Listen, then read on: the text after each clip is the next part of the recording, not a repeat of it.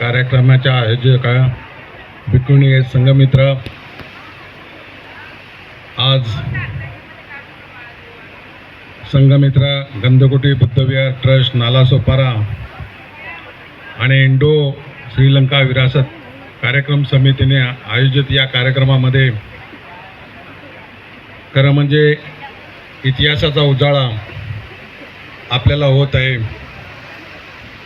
खरंच चांगला हा उपक्रम, शेवटी नव्या पिढीला आपला इतिहास काय हा कळणं गरजेचं आहे। मगाशीच उल्लेख झाला का काय काय खस्ता खाव्या लागला, किती मेहनत करावी लागला, किती अडचणींना तोंड द्यावं लागलं। आणि मला वाटतं त्यावेळी प्रत्येक वेळी लोकनेते हितेंद्र ठाकूरांची सर्व टीम त्यांच्या सोबतीला होते, त्यांच्या पाठीशी होती। आणि याही पुढे लोकनेते हितेंद्र ठाकूर यांच्या वतीने मी आश्वासन देतो का कायम संपूर्ण टीम आमची आपल्या पाठीशी राहील। ज्या ज्यावेळी आपल्या सूचना आल्या, आपल्या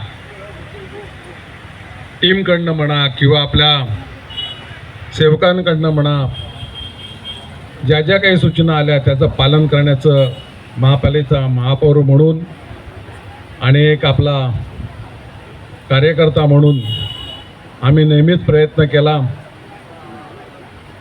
मैत्रेय विहारला आपल्या सगळ्यांच्या कृपेमुळे आम्हाला करता आलं आणि त्याच्यामध्ये सेवा सर्वच जण देत असतात, सर्व जनता मदत करत असते, आपल्याला सहकार्य करत असते आणि आपलं मोलाचं मार्गदर्शन पहिल्यापासून आहे।